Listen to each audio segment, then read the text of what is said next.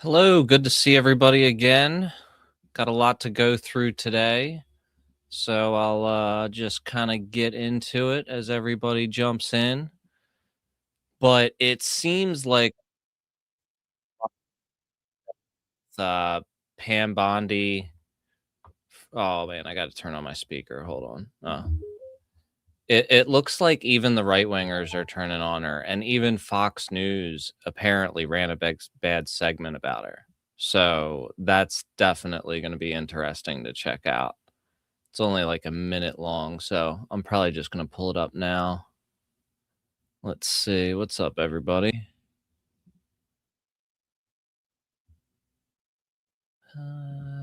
Yeah, here it is.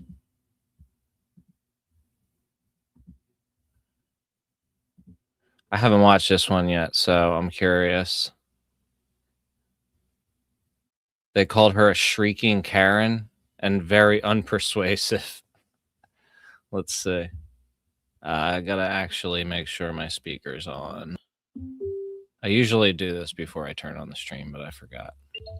There we go. The yelling to me, Kennedy, that's I always find it so unpersuasive for everybody. Yeah, so Scott Bessent went before Congress and was very calm, was very measured, and he has become the king of laconic sick burns. Like he can absolutely destroy you, and it won't raise his heart rate or his blood pressure. And that is a lesson that Pam Bondi needs to internalize because it's different. She comes off like a shrieking Karen. You know, it's like, I want this country to do well. I want to be convinced that the president, I don't care what administration it is, that we're on the right track. And the people who are in charge of every aspect of the federal government, they have their position locked up and they're doing the very best they can with an incredibly talented team. When she's this emotional, it looks like she's lost a little bit of the edge and she seems very, very unpersuasive. It feels like the job is consuming her. She needs to tone it down a little bit. And, you know, she apparently had a burn book of. So if they're saying that, then it's so much worse because this is like the best reception that she's going to get anywhere. Insults that she was doling out to everyone. And when she said to Jamie Raskin, who is a total hack, when she said, like, you're not even a lawyer, he should have said, you're not even a real blonde. That would have been funny. But he doesn't have the wherewithal. He shouldn't be in Congress. That's why he's never in Gutfeld. Scott Bessent might have been able to deliver. That's ridiculous. I mean, in reality, though, she's kind of like being used as a scapegoat, just like everybody in the administration always is. It's been for the past two Trump administrations, there's been this situation where nobody wants to blame him for anything. So everything bad that he does, his followers just blame the people around him. And he just is absolved of all guilt. Even in this situation where he is obviously directing the whole cover up. I'm sure that Pam Bondi has some personal involvement as well, because I believe that she was working in Palm Beach as pretty, like, wasn't she involved in that case or something? I remember that she was somewhat involved in one of the cases related to Jeffrey Epstein back in the day, or perhaps somebody close to him. But yeah, that is pretty crazy. And I'm actually starting with quite a bit of good news today. We have news that ICE is apparently retreating out of Minnesota. I'm not like entirely, like, I'm celebrating a little bit, you know what I mean? I'm cautiously celebrating, I guess you could say, because there's always fake outs and you never know what's going on. But let's see what Tom Homan has to say. Addressing public safety threats and other priorities since this surge operation began, as well as the unprecedented levels of coordination we have obtained from state officials and local law enforcement. I have proposed, and President Trump has concurred, that this surge operation conclude. A significant surge operation has concluded. That sounds. Drawdown has already been underway this week and will continue through the next week. We have a lot of work to do across this country to remove public safety risk who shouldn't even be in this country. And to deliver on President Trump's promise for strong border security and mass deportation, law enforcement officers drawn down from this surge operation will either return to the duty stations or be assigned elsewhere to achieve just that. With that, and success that has been made arresting public safety threats and other priorities since this surge operation began, as well as the unprecedented levels of.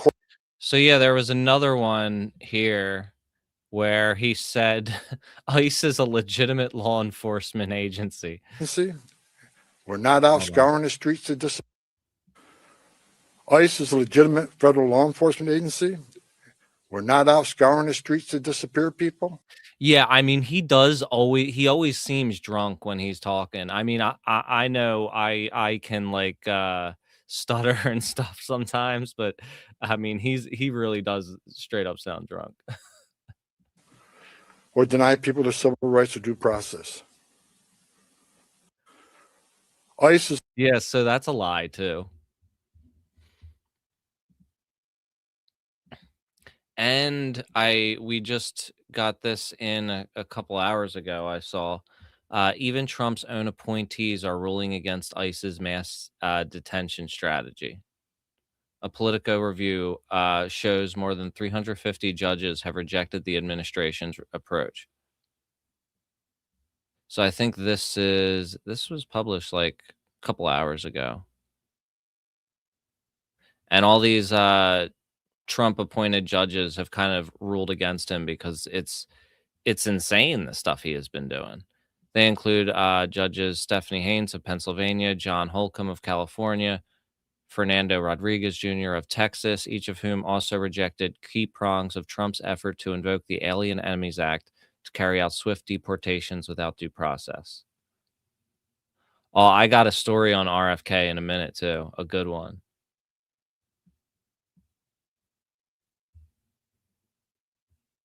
Yeah, I know. There probably isn't anyone left for them to snatch up, so they're moving on. You're probably right about that. That's a good point.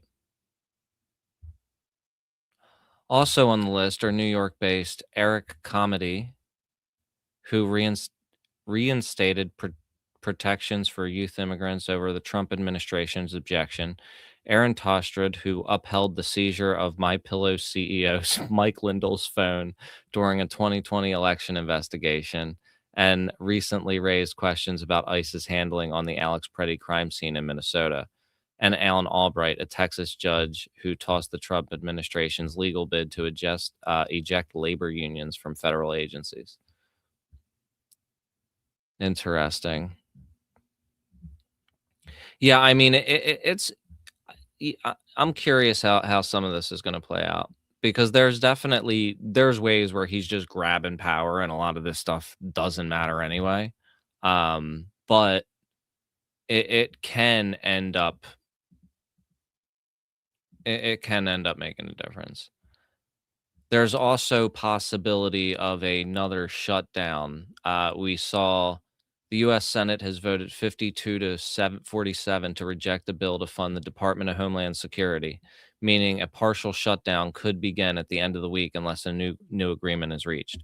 So that basically means that they're going to have to work out the funding for DHS now, which is what they should have done.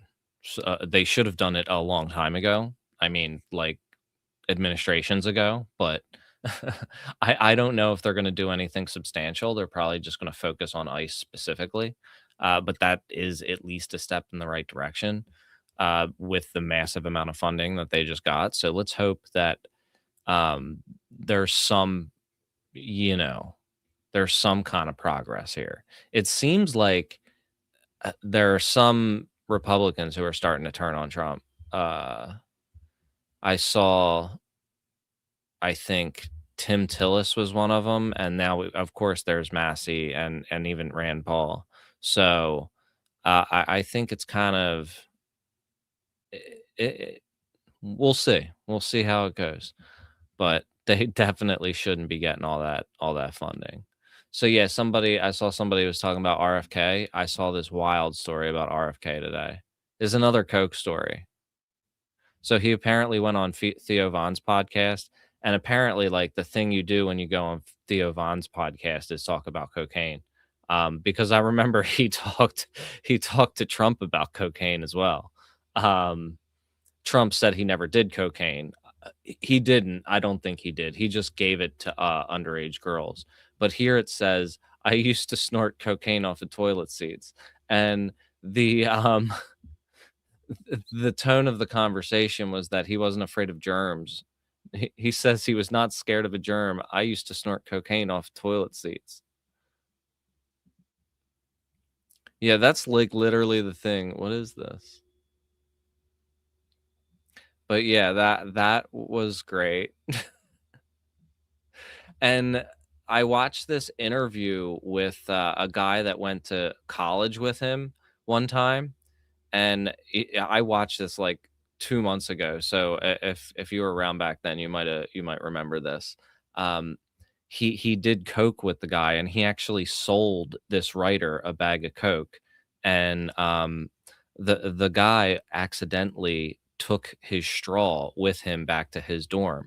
So RFK is like banging on his door hours later, asking about his coke straw, saying it was his special straw because he was using it for years and it had accumulated Mochi has helped all me of this reverse a stuff. generational curse. Both of my parents died from complications due to obesity. Hold on.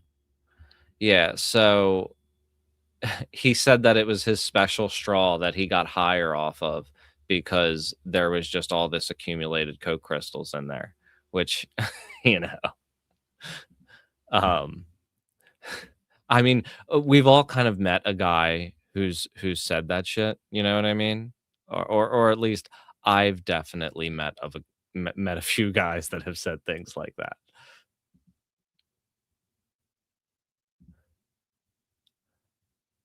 And then actually here's some other good news. Goldman Sachs top lawyer Kathy Rumler resigned after her extensive relationship with Jeffrey Epstein was revealed.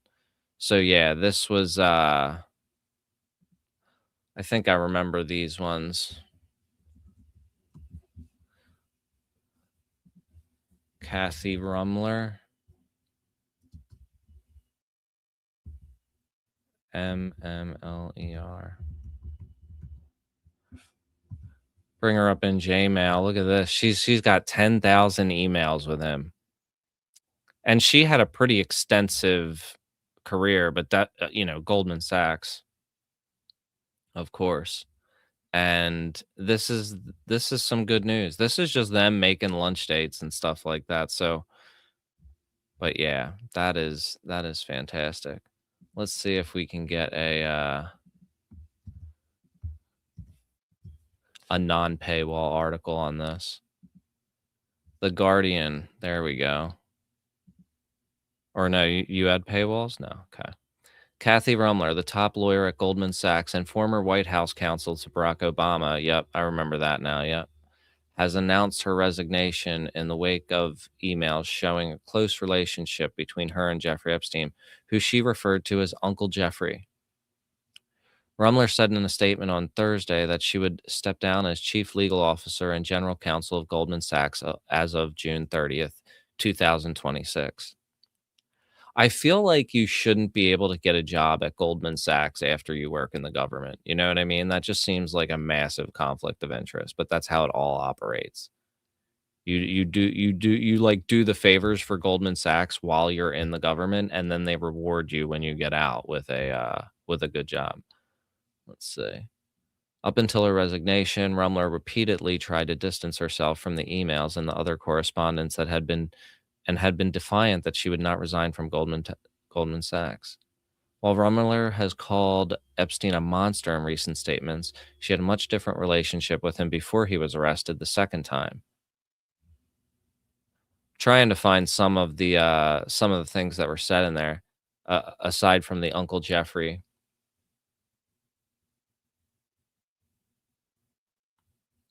Rumler was a part of the leadership. Epstein also called Rumler's cell phone when he was arrested on, yeah, they were close. A separate note by the Federal Bureau of Investigation cited Epstein as saying the same day, "Is this about trafficking? Is this about underage?" The author of the FBI document, who is not named, said Epstein also made utterance including, "Oh, this is bad. This is pretty bad."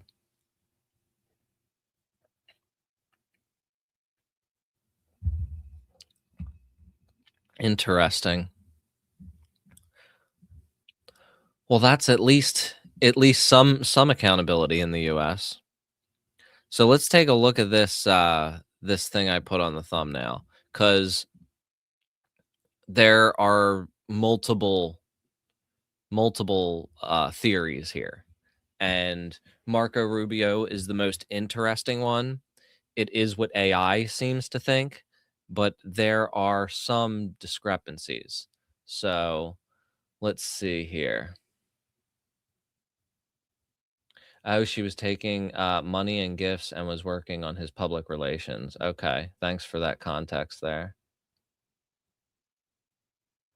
I saw this email at the DOJ today. This is a political figure who shouldn't have been redacted. Okay, so this is so Ro Khanna is saying he's looked at this name and he's saying that it's a public figure, political figure.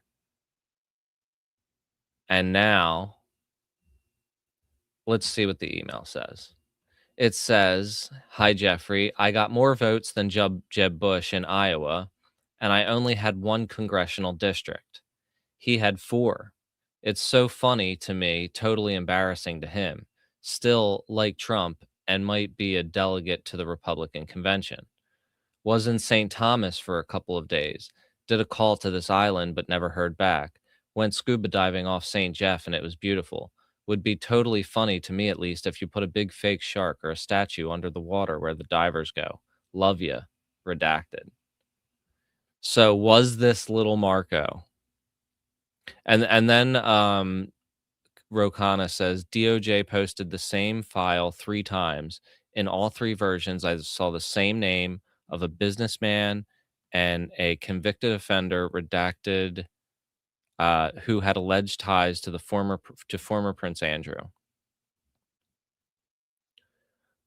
So these are the files that are like entirely blocked out.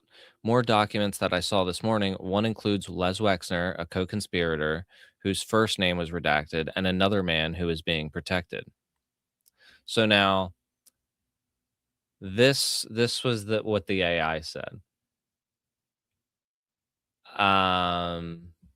There were multiple answers from it, but here it says it's either Ted Cruz or Marco Rubio based on context clues, right? And then there is another. I saw there was quite a thread here. Let's see. Maybe it was on this last one. Because there was another possibility of someone who it could have been that was a woman. Because look, this is what Todd Blanche said. "You are calling for the release of a victim's personal information. Care to update your tweet?" That's what Todd Blanche said. Now, I don't think I'm buying that. But let's see. I think people tried to get more answers out of this thing. Okay, yeah, this is the other person that people are saying it is. Gwendolyn Susan Beck. She's a known Epstein associate who testified in related cases. However, it remains unconfirmed until the DOJ redacts it. So this is the other person that some people are saying, Gwendolyn Suzanne Beck. I'm going to look her up. Let's see. Steve someone? Scaramucci. Yeah, that'll be a good one to look up. I'll look that up in a minute. Let's see. Who is Gwendolyn Beck? Associate of Jeffrey Epstein. Let's see. Hold on 1 minute.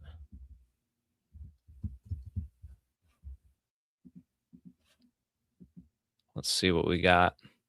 Woman who managed Epstein's accounts said Andrew flirted with her, and she later dated a now disgraced senator. and ran for office herself. Okay. So that she did run for office, but did she run for office at this time? Did she get more votes than Jeb Bush? I feel like everybody got more votes than Jeb Bush, um, which is kind of funny. Um, yeah, I feel like any relation to Glenn Beck? I'm not sure. That's a good question. I wonder if I can ask. Let's see. See if I could get that from Google. I'll check in a minute. See if I could get anything else out of here. Miss Beck has lived a colorful life that has included allegedly being subject to Andrew's flirtations, visiting Epstein's Island, running for Congress, and dating disgraced former U.S. Senator Bob Menendez. So that's who she dated. Now thought to be 65, worked as a money manager. She held post at Credit Suisse.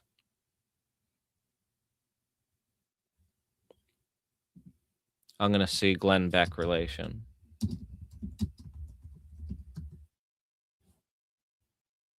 Nah, I mean, it could be, but I'm not seeing anything. But yeah, that is quite interesting. Let's look up Scaramucci for a minute because I am kind of curious because he has been kind of weird about it.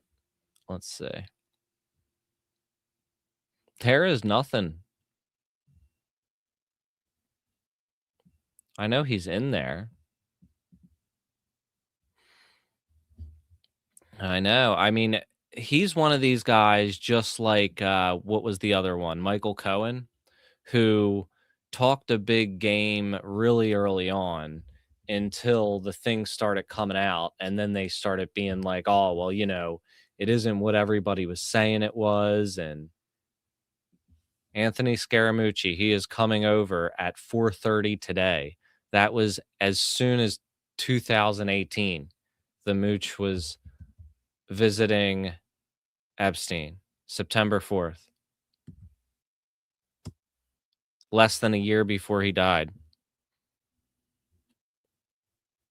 And he was talking to him as far back as 2011.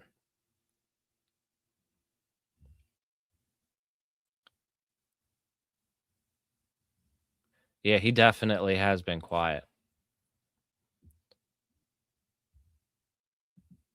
And I really he is one of these other people who've been trying to cast doubt on the whole thing.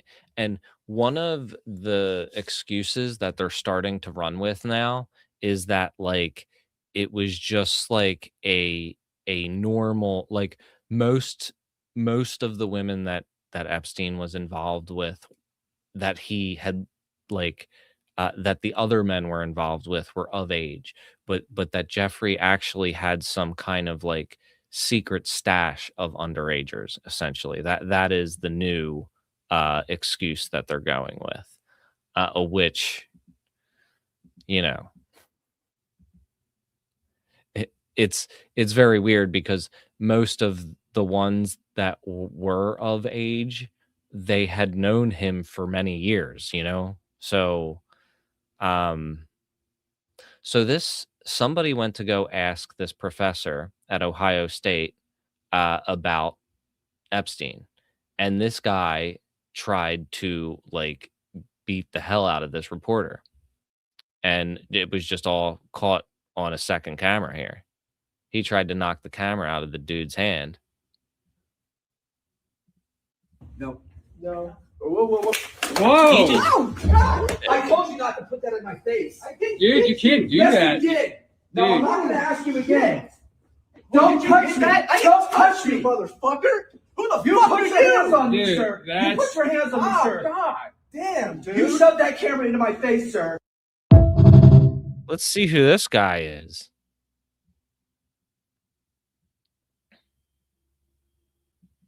Luke Perez.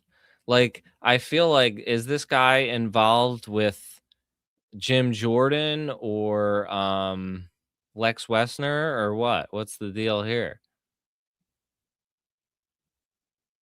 An Ohio State assistant professor has been placed on administrative leave following an altercation with an independent journalist. The incident between the professor, Luke Perez, and Michael Newman occurred Monday evening at the Smith Lab and Ohio State campus. It was captured on video by DJ Burns, the Rooster, and has been viewed over 1 million times. Ohio State University police is investigating. We are aware of the incident, and it is very concerning, Ohio State's media team told ABC 6 on Wednesday. The faculty member involved has been placed on administrative leave pending a full OSUPD investigation and thorough review of the facts. The faculty member was placed on leave February 10th. I thought we were in a bastion of free speech only to end up with a guy physically assaulted. Yeah, I mean, that was clearly an assault. Let's see what we got. I thought we were in a bastion of free speech only to end up with a guy physically assaulted. There's no other way to describe it other than assaulted. It was bizarre. DJ Burns is the man behind the Rooster. Similar to Michael Newman, he presses officials with tough questions. I will never say asking questions of public officials on public grounds is antagonizing. I think more questions should be asked. He stood just feet away from Michael Newman, seen here holding his camera equipment. Newman was trying to ask Gordon Gee a question about student loan debt. OSU assistant professor Luke Perez knocking Newman's camera equipment out of his hands. And so it didn't even have nothing to do with Epstein. Wow. They were a bunch of people online were posting it was about Epstein and shit. Throwing him to the ground. Ohio State calling the incident very concerning, with OSU police now investigating. Perez on paid leave since Tuesday. Newman now taking legal action. His attorney tells us he had every right to be inside of Smith Laboratories, with the hallways considered public property. As far as I know, we're at a public university that's taxpayer funded. My client had never been given notice that he can't be in the buildings at Ohio State, and I think all journalists are able to. Now, of course, violence is never condoned, right? Do you see how that situation could have been tense or maybe uncomfortable for those involved? No, because what I see and what I know happened, they were there to ask Mr. Gee some questions. Perez is a veteran of the Air National Guard. His areas of expertise include religious freedom and international human rights. I asked Professor Perez if he felt threatened, if he's ever had interactions with Mr. Newman in the past, and how he got involved. He responded, telling me to direct my questions to the school's media relations. I'm awaiting a copy of Perez's personnel file, but Ratliff says it's an incident that should not have happened. He is very taken back by the situation, very scared about the situation, still trying to wrap his head around what happened to him. Very scared at this point. That shit is wild. I mean, you expect that, like, if you go and interview a cop or whatever, but like a random teacher, just because the teacher like moved in front of him. Yeah. A bunch of people were posting that it was about other shit earlier, but it's still crazy. Yeah, it could have easily, definitely just been it could have easily been a student for sure. Like if the guy has that short of a fuse, and he literally walked into that guy looking for it. So this is another. I found a couple of other interesting files worth looking through. Jeffrey Epstein invited Bill Gates to his island and told him a month after Trump was first elected U.S. president that the new administration people were visiting. I want to make sure that this is legit. Let's say.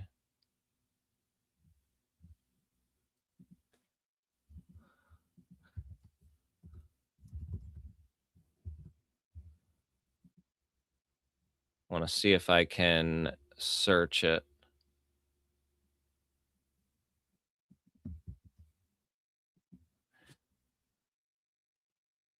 It might not. That might not be accurate.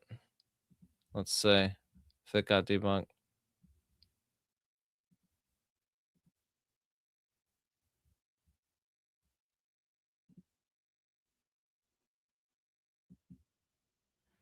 Yeah, it doesn't look like it. However, this one I definitely have a file on, which shows Dr. Oz sending, let's see, What is he sending to Epstein on February 1st, 2016? That is true. They are deleting files. I should also check Gmail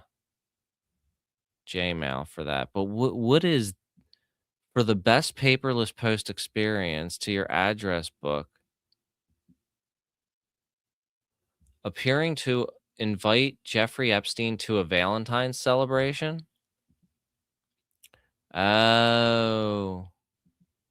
So this was a card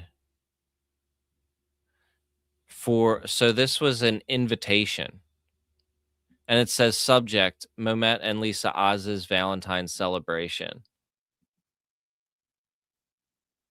Who, Dr. Oz, you commented about him being in the files? Yeah.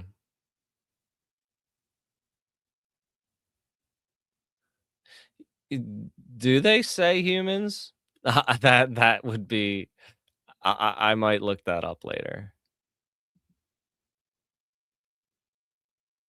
I haven't this is another one I haven't looked at yet, so I'll check it out. I'll try to verify it live and stuff.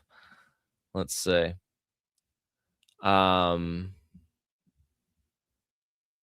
Knowing now that the tips deemed credible were shared both with investigators and Jeffrey Epstein's private email server, the email exchange should disgust anyone who reads it with a critical eye. They staged a tip line to operate a catch and kill scheme for survivors to identify themselves and give themselves away. How many of them are still survivors and not tied up loose ends like Virginia Giuffre? Wow. So they had a fake tip line set up that they controlled or that they had access to. And then they got access to the names of the people who were trying to turn on them and tell on them. What? Let's see this. One FBI assistant director said, "We are asking anyone who may have been victimized by Jeffrey or anyone have information about his alleged criminal behavior to please call us. We want to hear from you." And then it says, "Any other edits, or are we good for the final release?" Huh. I believe we are using FBI line, but you should confirm that just spoke with him. He is planning on use the 800 call number. So this is a very weird thing because, yeah, not only that, but there's also this other thing here where it says that Epstein was cooperating with the FBI back then. Look at this. It says right here. Epstein has also provided information to the FBI as agreed upon. Case agent advised that no federal prosecution will occur in this matter as long as Epstein continues to uphold his agreement with the state of Florida. Uphold his agreement. No prosecution. Providing information. Case agent also advised that no further forfeiture assistance will be required for this case. So this means, like, I don't know if they're talking about asset forfeiture or information forfeiture. I think I think Acosta was AG, or am I mistaken? Or was he was the district attorney? Yeah, not attorney general. Yeah.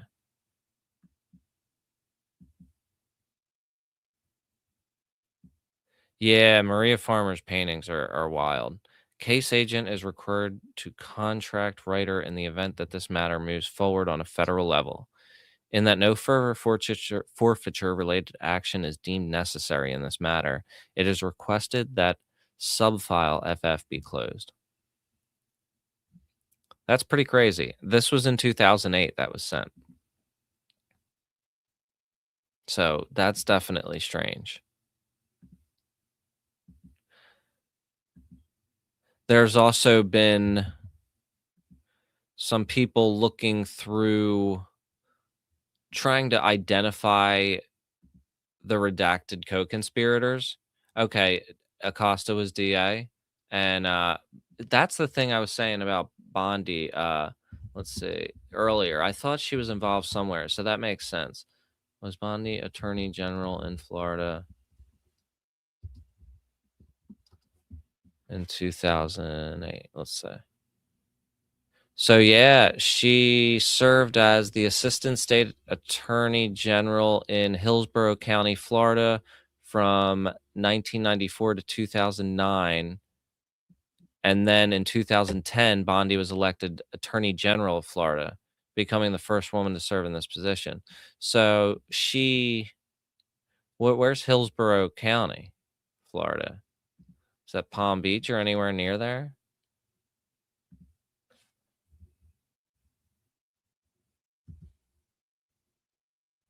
Oh, no, that's closer to Tampa. But still, she basically took over for whoever ran the Epstein scam because he had to have had her cooperation to continue uh, over all that time.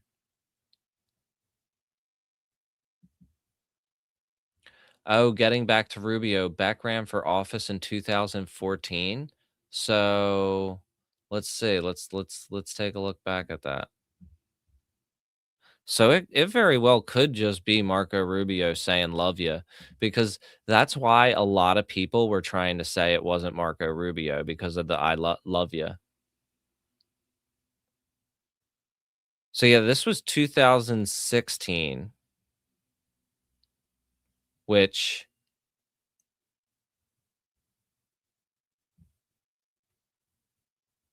was there. That was like a midterm, right? No, because the 2020 election. So yeah, that was the big one with Trump. Interesting. So unless she's talking about something that happened that long ago.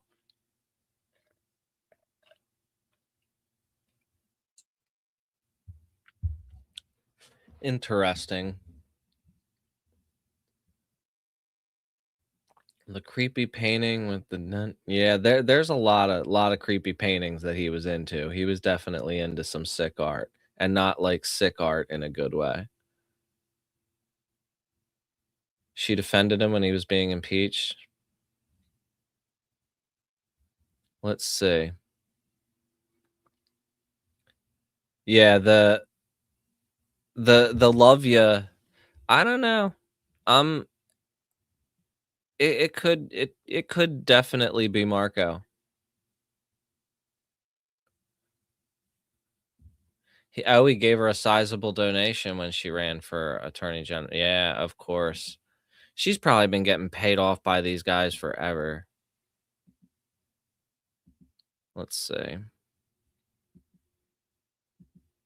I saw this. I want to believe this. I'm not sure what to think of it, but I want to believe it. And this is that like Nick Fuentes is an Epstein plant, basically. It says, connect the dots here. Steve Bannon was planning to rehabilitate Epstein's image. Bannon targets incels since they're easy to manipulate. Nick Fuentes said 3 weeks ago he hopes Bannon will run for president while wearing an Epstein aura jacket. Nick works for them. All right. I'll go to super. So that's definitely pretty funny. I definitely wouldn't be surprised either. He's some variety of Fed, or he's just a general provocateur. But yeah, people have been trying to get a look at the unredacted images of the co-conspirators. And let's see. This one they're saying is Nadia Marcinkova. Say. Oh, it's just a song. So yeah, that's how and it's interesting that they would just not redact the whole picture. Like, you're giving people clues. What are you doing? Yeah, I don't know how they became so influential. It disturbs me that people like Rogan and Fuentes have gotten so big at, like, what, Yeah, Bannon should definitely end up in jail. Like all these people should end up in jail. Oh wait, this guy's talking now. Has since been deleted from the Epstein files. Check this out. If you go into Google and you type in her name, the exhibit pops up from the DOJ website, which lets you know that it definitely was a file in there. Like it's not, we're not stretching here. But then when you pull up the link, there's nothing there. So I was like, well, let's go check it out on the archives and see if it's on the archives like it says it probably is. But then when I searched it there, same deal. So then I wanted to know from Grok, like, So they've scrubbed Nadia Marcinkova from the Epstein files. yo, what does it mean if they're deleting Epstein files? And Grok says that it just means that they're redacting stuff. So there are some people that think she's dead. Others are saying she's alive and was given a new cover and moved. That's what Amber Woods said. But there are a lot of different theories there. Does he? I haven't seen him. I'll have to check his channel out. It's another interesting one about the potential intelligence connections here of at least Robert Maxwell. Let's see. Oh wow. All of the horrors in the Epstein files, FBI knew at least 30 years ago. They were probing 36-year-old young girls that he allegedly trafficked until Epstein agreed to snitch on Wall Street hedge fund execs for money laundering. I feel like that's a cop-out kind of probably. I feel like there's more to it than that. That seems like a cover for the intelligence stuff. Like, oh, he was just a witness to snitch on Wall Street people. I don't know. I mean, maybe that's the case. But I feel like there's, you know. So this says about Robert Maxwell. He compiled vast directories of employees' names, addresses, contact numbers, and enjoyed calling them at inappropriate hours, demanding their instant presence wherever he may be. He also bugged the houses of those he suspected of disloyalty. After his death, a suitcase containing security tapes was discovered. So that's just, you know. I feel like he might have been snitching for the FBI, but there was probably a lot more to it as well, you know? Oh, let's see. I saw somebody was talking about throwing something in the Discord. Cool. Nice. And yeah, anybody could join the Discord. Oh, the art. That's cool. Yeah, in the general. Awesome. I'll actually let me see if I can share this real quick. Let's see.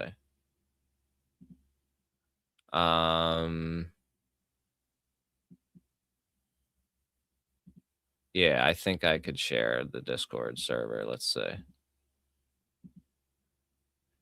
But yeah, you can you could join the Discord for free now. Once the channel gets bigger, I may have to like lock it behind a $1 Patreon or something just to keep the trolls out and have it be a good community. But yeah, and nobody that's in now will get charged ever. You know what I mean? So get in now. This is interesting. Does that look like, I don't know, that kind of looks like Brad Pitt and Jamie Dimon playing chess. Am I tripping, or is that Brad Pitt and Jamie Dimon? I can't see the chat at the same time I'm looking at the Discord, I don't think. Let's see. Yeah, actually I can, but I got to just keep on switching back. Yeah, so this is Marie Farmer's art.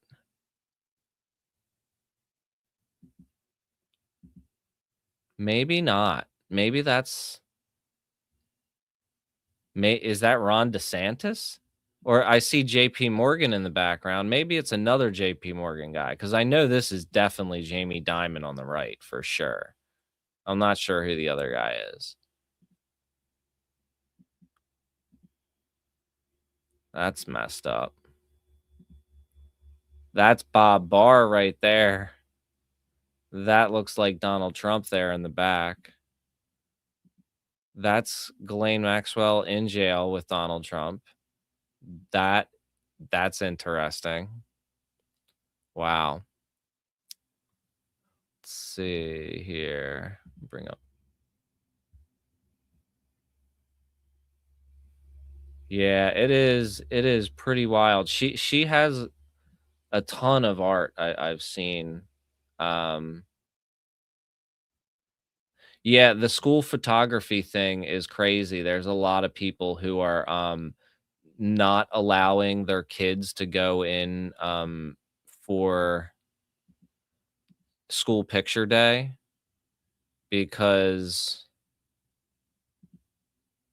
interesting. They got like Israeli flags on them, Bill and Hillary.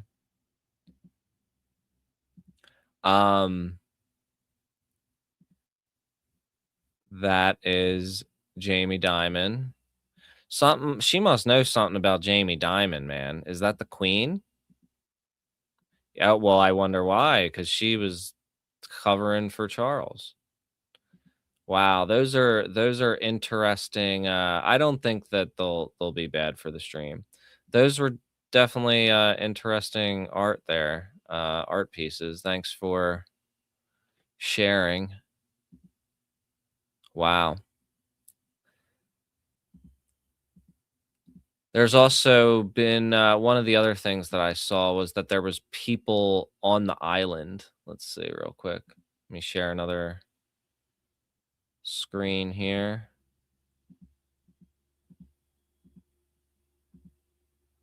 Thank you for your patience. Let's see.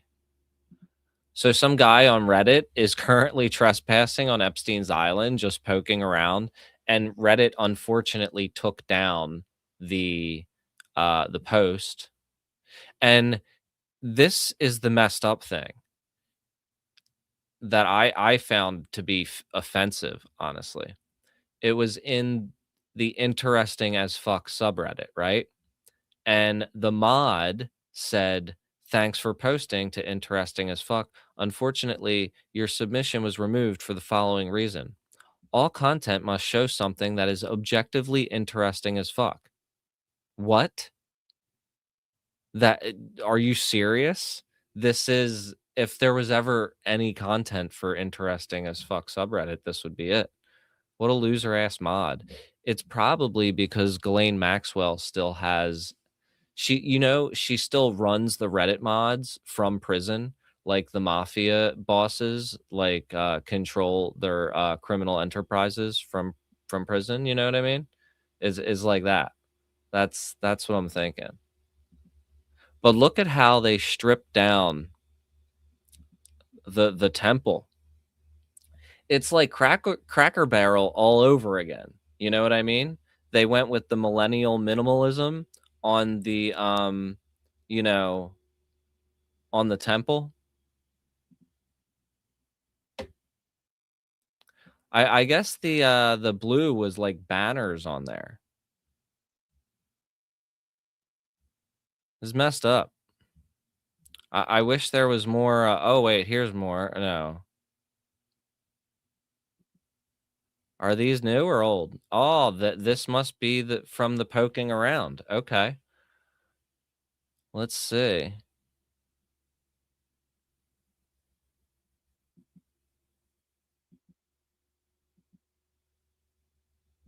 Crazy. They went in there and everything. What the hell? Unfiltered. Let's see where those. No, these are the old ones, I think. At least that one. But this, I don't know. This might be an old one. These are definitely new. I wish this person or we could find out more about this Reddit user. Let's see if we could look more on that. because they had to have taken more pictures than just 4.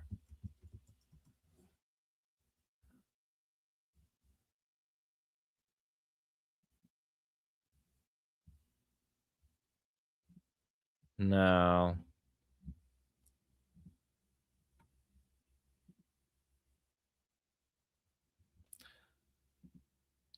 So this was another one that has been discovered since the redactions have started, since people have started to uncover the redactions. So the whole one about your littlest girl, thank you for a fun night. Your littlest girl was a little naughty. This is allegedly Susan Hamblin, who I think we talked about the other night. I think one of the black bars was like slightly off her name. So I did not know that. Yeah, I remember seeing that in the Discord. Yeah, I did not know about the billions thing being about Nutlick. That's crazy. Let's look up this Susan Hamblin again because I have a terrible memory. Oh, this was the one that said I give you permission to kill him as well. And she said about the littlest girl. Who is this person? Susan Hamblin. She sued somebody for libel before about Epstein. The son's probably going to be getting their money back. Yeah, we looked through her stuff in Gmail, and I remember it being crazy. I just can't find like a bio on her anywhere to like say like what her, what her history is before that. The Resilience Institute, pharmacist, researcher. This is Susan Hamblin. Okay. She did not run an adoption agency. That is another woman in Washington state that unfortunately shares the same name as this Epstein associate and alleged recruiter. A lot of same name shit. I believe the Washington Sue Hamblin is being erroneously cited in the sub because she's a financial advisor and is associated with an adoption agency. These are unfortunate coincidences, they say. Maybe they are unfortunate coincidences, but that is, the Sue Hamblin with an adoption agency can be connected to an obituary for her husband's, which states she was married, I believe, in 1987. The Sue Hamblin was probably not even born yet.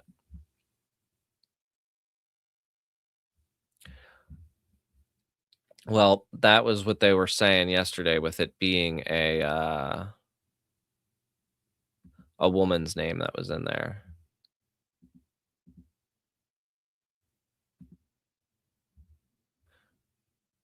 We also had this video that was shared in the Discord by I See All and showing a clip from, you share the name of the documentary in the Did you hear about the designer babies? if you can. Check out Mind Unveiled. They have Yep. very good information about the designer babies. No one's talking about the designer babies in the emails. No one's talking about that.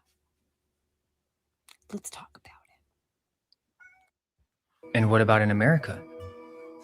Well, there's a fraternal order that many have never heard of. They're called the Odd Fellows. Similar to Freemasons, but with a completely different purpose. Funded by royalty, their symbols include the all-seeing eye, the fasces, skull and bones, and they were the ones that ran the orphanages in America in the 19th century. They ran the asylums. Their founder, Thomas Wildey, was himself an orphan. Orphans grooming the That's crazy. next generation of orphans. And they did all of this under the name of philanthropy. Now, if you follow the channel, you already know what I'm about to show you. But for those who don't, there are thousands of postcards from the 1890s to the 1910s that nobody talks about. They show babies being grown in cabbage patches, babies being harvested from gardens, babies arriving on trains, babies being pulled from water with hooks and nets, and some that literally say in French, No somos vendrá. We are for sale. These aren't art projects, these aren't cute jokes. There are thousands of these across Europe and America, and they depict a production line, a repopulation operation. The woman in the red is their handler. The men in the top hats pay for them. Familiar, right? This is the real history behind the Cabbage Patch Kids, and it's even in their lore. A story about babies being grown in a garden, delivered by a stork in uniform, while an evil witch tries to enslave them for labor. Nobody really ever questioned where that story came from. In 1881, a French doctor attached to a foundling hospital built the first baby incubator. He modeled it on a chicken hatchery. Within a decade, baby incubators filled with live premature infants were exhibited at world's fairs across Europe and America. The medical journal that covered it wrote, quote, "It is just as essential in raising men and women as it is raising any kind of stock," end quote. And in 1896, at the same Paris World Fair that showcased those incubators, the first narrative film ever made premiered, Le Fée aux Choux, The Fairy of the Cabbages, a woman pulling babies from a cabbage patch and handing them to couples who pay a farmer. The first movie ever made was about selling babies, and it was created to promote the incubators. Then came the trains. That's trippy as hell. Like all this stuff stacked on top of each other is trippy as hell. Between 1854 and 1929, over 200,000 children were loaded onto orphan trains and shipped from East Coast cities to the Midwest and West. Yeah, and it makes sense. Like in all those old books that you read, like the classics and stuff, orphanages and orphans are like extremely common. And I'm sure that there were reasons for that of the time of like, you know, higher mortality rates in general, but also like, you know, 72% of them had at least one living parent. They weren't orphans, they were taken. Their names were changed, their records destroyed. They were displayed at train stations and then chosen by families. And then we're just told to forget everything about where they come from. So to put that together, foundling hospitals funded by elite with fertility goddesses on their seals, a secret fraternity running the orphanages, thousands of postcards advertising babies for sale, incubators modeled on chicken hatcheries at world fairs, the first movie ever made is about producing and selling babies, and 200,000 children were shipped across the continent with their identities erased. Now look at what I just showed you in these documents. Shell companies declaring DNA analysis, CRISPR gene editing, fertility doctors, egg harvesting, AI processing, forced pregnancies, babies taken, women trafficked through international pipelines and brought to genetics meetings, and $167 million routed through one man's shell company to a Rothschild bank, the same banking dynasty that's been at the center of European finance since the foundling hospitals were built. The same operation, different century. The only yeah, that shit's crazy. I did not know about that angle with the with that background with the baby markets essentially. Definitely makes a lot of sense. I saw this video as well, which I'll probably play like half of it. And then I have like some studies to go through that back this up, because I do think that the power that people have, you know, it gets to their heads in really twisted ways. Like it makes people we'll take a look at this, but I feel like it makes people like less compassionate, less empathetic in many ways to have power over others. And yeah, I think that's what drives much of this. Even the desire for money in many ways is the desire for power over others. At least not when you're a poor person or you're a person who is just trying to get a decent life. But if you're a rich person trying to get more money, it's all about power over other people. Because you already have, once you get to the point where you already have everything you want, the next step becomes power over people. Epstein. The Epstein scandal should actually be called the billionaire scandal, because there is a 5-ton economic elephant in the room that nobody, and I really mean nobody, seems to be focusing on, which when you've got so much distraction, in fairness, I suppose it's hard to focus on the elephant because, you know, you've got this private island with 14 staff members whose job title is don't ask questions. It's so distracting, the kind of the horror show of it, like the scandal, the corruption, the private island, the powerful men, the unspeakable crimes, and the constant reveal of something else and somebody else being, it's like a never-ending episode of Scooby-Doo, isn't it? Why, it's Dr. Grimsley, the head of the Weather Eye Project. Mr. Roger Stevens, the TV station manager. Oh, zoinks! It's Mr. Carswell, the bank president. That we miss what is actually happening. Scientifically, there is a direct causal link between having extreme wealth and power and acting just like Jeffrey Epstein. Over the next 10, 12 minutes, I'm going to walk you through the economics, the behavioral economics, the neuroscience and psychology that shows clearly that Jeffrey Epstein is not an aberration. Jeffrey Epstein is an inevitability in a system that lets wealth pool to obscene extremes. He's a harrowing symptom, but he's not the actual disease, because the science shows clearly that Jeffrey Epstein is the lead henchman in all this, but the real villain of the Epstein story is extreme and concentrated wealth and power. Part 1, power rewrites the brain. So to start, let's get into the neuroscience, because this is where it all begins. So there was a study at McMaster University by somebody called Sukhvinder Obi, who ran experiments measuring how power impacts neural processes. And he had participants reflect on times when they had power over someone else, and then measured their brain activity in an fMRI. And what he found was chilling, that power inhibits the brain's mirroring function. And you might or might not know this, but mirroring neurons, they are the kind of neurological process that lets us empathize. When we see somebody in pain, our brain literally mirrors that experience for us, so we emotionally understand it. It's involuntary and it's fundamental to being human. And having power shuts that down. And that's not theory. This isn't rhetoric. It's fact. Repeatable, peer-reviewed studies show that effect again and again. Being super rich rewires your brain to make you treat other humans as accessories to use. Society madly calls it success. Neurology calls it damage. Therapy calls it, we really need to talk a lot. Sit down.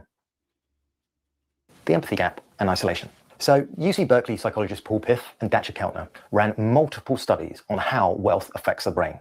And what they found is disturbing. And I've mentioned this before in my other videos, that as people accumulate wealth and power, their compassion and empathy measurably decline. They become worse at recognizing emotions in other people's faces, literally the foundation of empathy. In one study, they watched drivers at intersections, and luxury car drivers were more likely to cut off motorists and ignore pedestrians. In another, they told participants, right, to take candy from a jar marked for children only.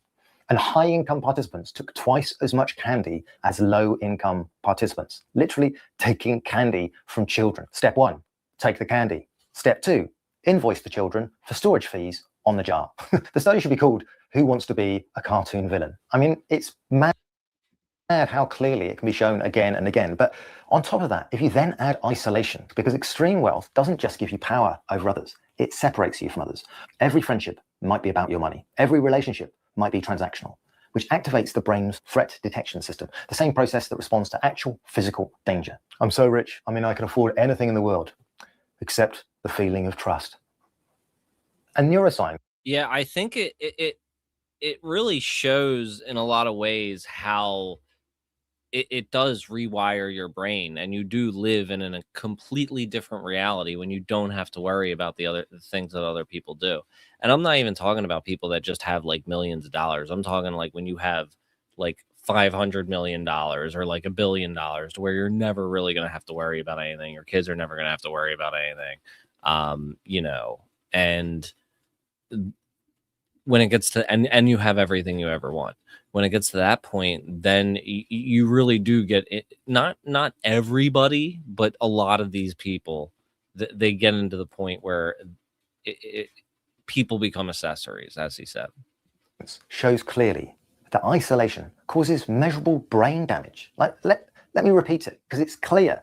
Extreme wealth damages your brain's ability to connect with other human beings and feel empathy. And another part of this is how the wealthy justify this to themselves, because nobody out there is thinking that they're the villain of their own story, are they? This never happens. Have you noticed that our caps have actually got little pictures of skulls on them? I don't. Hands. Are we the baddies? Which is a great sketch, because that never happens. Piff and Keltner's research found that wealthier people are more likely to agree that greed is justified, beneficial, and morally defensible. Like, they literally develop an ideology that says self-interest is not just acceptable, but virtuous in itself. The point is, ladies and gentlemen, that greed, for lack of a better word, is good. Greed is right. Greed works. Greed clarifies, cuts through, and captures the essence of the evolutionary spirit. Greed in all of its forms. Greed for life, for money, for love, knowledge, has marked the upward surge of mankind, and greed, you mark my words, will not only save Teldar Paper, but that other malfunctioning corporation called the USA. Thank you very much. Morally right. And this was shown clearly in UC Berkeley students from upper class background who had what those researchers called essentialist explanations for social hierarchy. They genuinely believed that great people naturally rise to the top and people at the bottom have character flaws, that the world is a meritocracy and people get what they deserve. The wealthy convince themselves that their wealth is evidence of their moral worth. So whatever they do must be acceptable. That's a scientifically studied fact. They believe they are the good guys, the job creators, the innovators, the philanthropists.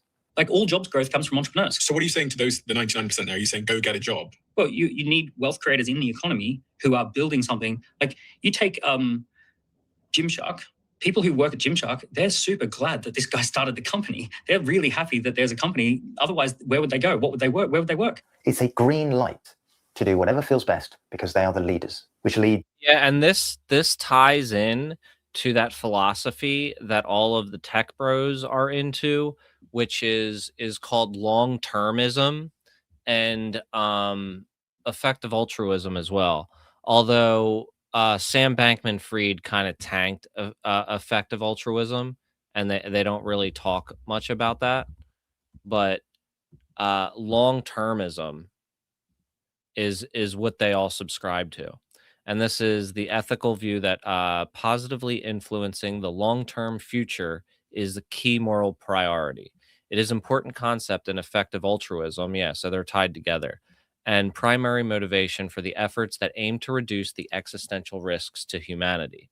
So the key argument for long-termism has better been summarized as follows: future people matter morally just as much as people alive today.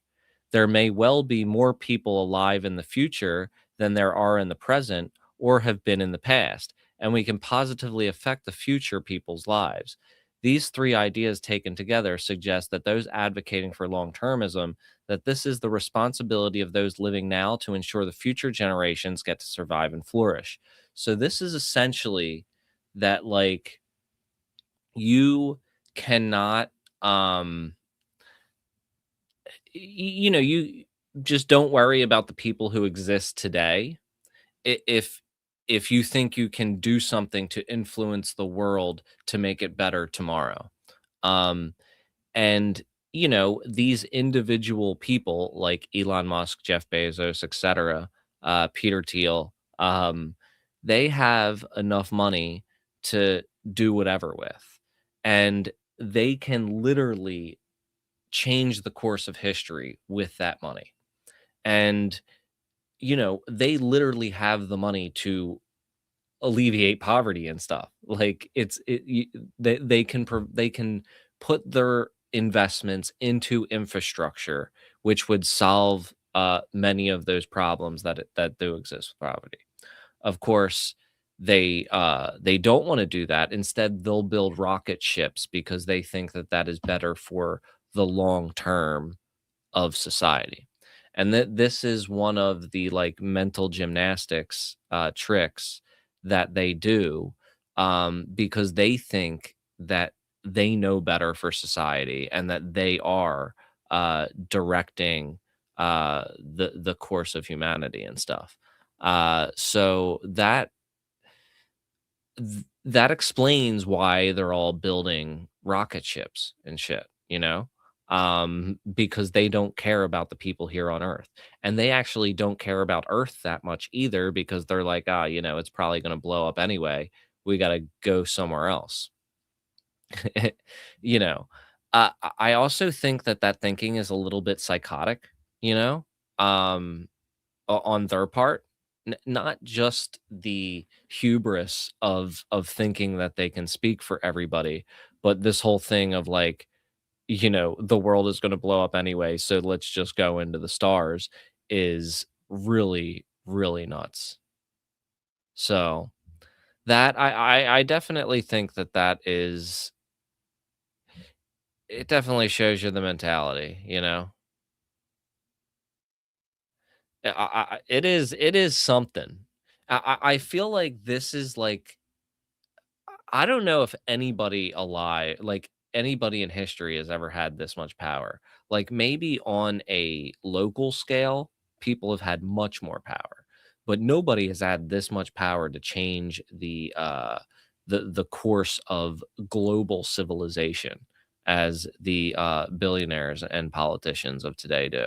So, you know, it's and I really think that doesn't do good things to your brain, and I think that these people are crazy. I even though Peter Thiel and all those losers love Lord of the Rings and stuff, I do think that the Ring of Power is a perfect analogy for power in general. You know, uh, yeah, it's uh, it's a wild reality that we're living in if you think about it. It's really pretty crazy. Well, yeah, I guess it's been real. I will probably think that's all I got for this evening. But I won't be streaming tomorrow or Saturday, but I'll be doing premieres of videos on Friday and Saturday. The one tomorrow I've been working really hard on. It is called "Is the CIA a Drug Cartel?" It's like about a half hour long, but I really learned a lot about editing during that process. And it goes through like the 70-year history of the CIA selling drugs. So that is fun. And then I had a short, like 1 hour talk with my friend Bob Tuskin, who I used to work with like 15 years ago. I was the executive producer on his radio show way back in the day, like 2012, 2013. And then we did the Free Your Mind conference together, which was, you know, it was an interesting time. I'll probably talk more about that sometime. But yeah, I appreciate y'all joining me. And I will be back live on Saturday, but I'll definitely have 2 interesting videos for you at 10 for the next 2 days. And the chat will be running and everything. Definitely jump in the Discord if you can. Grab my book if you're interested, Paper Squares and Purple Stars, My Life as a Rave Outlaw. It is about my life as a rave outlaw when I was throwing parties back, I guess, 2008 to 2012 on the East Coast. I wrote the book when I was in the hospital with cancer. When I thought I wouldn't make it, I was like, let's just write about the craziest times of my life, which was that era, with that club called the Black Hole, which I called Galaxy in the book. But, you know. All right. It has been fun, y'all. Despite the, you know, the madness. It's a lot better than taking it all in myself and not, you know, not having anybody to process all this with. All right. Catch you later, everybody. Peace.